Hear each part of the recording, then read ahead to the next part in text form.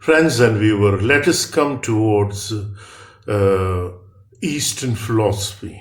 So since we ourselves belongs to the East, so the philosophy and the religion of East had influenced us a lot. So today I'm intending to tell you about the Analects of Confucius. Confucius, a great Chinese sage and philosopher. So the Analects of Confucius was likely written by Confucius' disciple year after his death. They center on the teaching of Chinese philosopher and sage. Confucius' father is thought to have been an army commander who died when Confucius was 3 years old. He was then raised by his mother. At the age of 19, he married and had 3 children. As a child,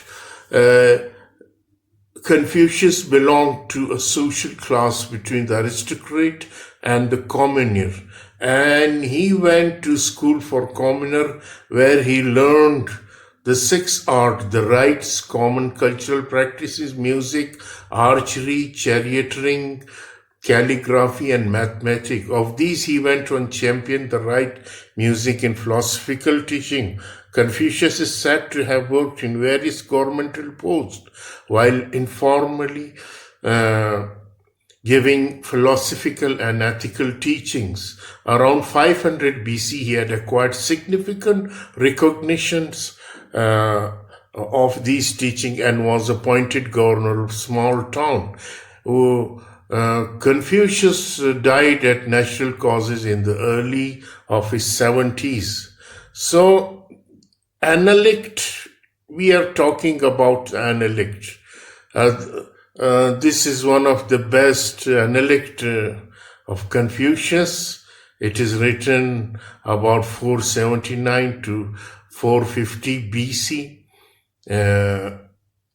And written during the kingdom of the Luzhu kingdom, present-day China, and it is published in 479 BC. Literary period, and this is an ancient philosophy. Genre of this book, the Analects of Confucius, is a non-fiction, philosophy, ethics, spirituality. So, climax of this, Confucius take public office when he written this book, and let us see what we will find in this book of Confucius, the Analects. So Confucius is also known as the master, says that he enjoys studying philosophy, slowly integrating the lesson he has learned into his daily life. One of his disciples, comments that the root of man's character is his behavior during childhood.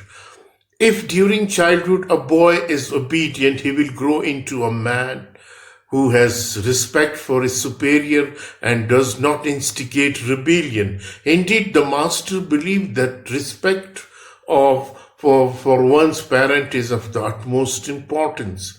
For him, one can judge whether a son is loyal or not to his parent if 3 years after his father's death, the son has not strayed away from copying his father's ways. This is what it means to be filial. At least in antiquity, nowadays, the master explained, many people interpret being filial is simply providing one parent with food and drink so that they don't have to worry about supporting themselves in their old age. For the master, this is a silly provide one animals with food as well, without deep respect for one's parents.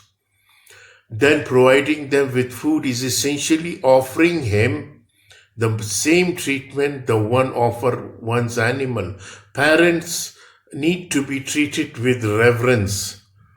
In the master's opinion, acquiring knowledge is of the most important and one of the most developed effective learning technique. For instance, he believed one must both be willing to learn from other and think for oneself. On one occasion, The master enters the great temple and asks many questions. After he leaves, someone who was also there is confused. Confucius is said to be an expert in the rites. But if that's true, why did he ask so many questions? When Confucius hears of this, he says that asking question in itself is a right. Confucius cares deeply about the rights of antiquity, and he wishes for them to be preserved. When someone wants to do away with the tradition of sacrificing sheep on the days of new moon, Confucius is upset. He does not want to do away with the tradition.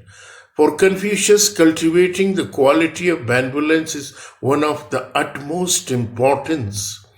While gentlemen aspire to benevolence because they know it is an important quality, small men aspire to it because they imagine that it will be to their advantage to appear benevolent. Confucius praises those who are able to hold themselves accountable and commit to positive change when they realize they are wrong about something. But he is about to give up hope, for he has not met a man who is willing to do that. Although he believes that there are many people who are equally trustworthy and dedicated to the life of service as he is, he feels that he will never meet anyone who is just eager to learn as he is.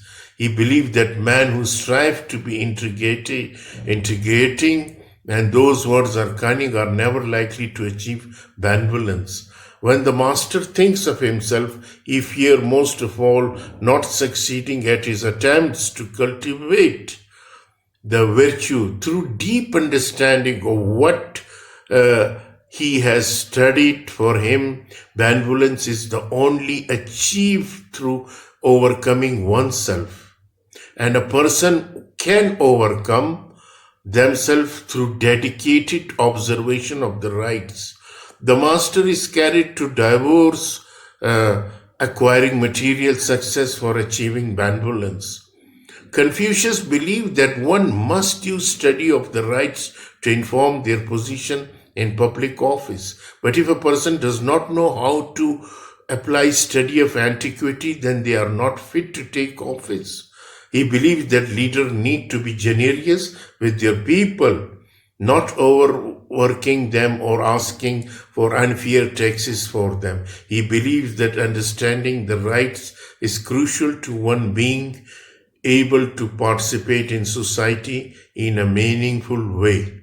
So, ladies and gentlemen, the Analects of Confucius had dominated the Eastern philosophy. He is one of the sage like Buddha, like Lao Tzu, and his teaching still had dominated the minds of the world, of the people. And among the Eastern philosophy, he is one of the prominent philosopher and name and sage. Thank you very much.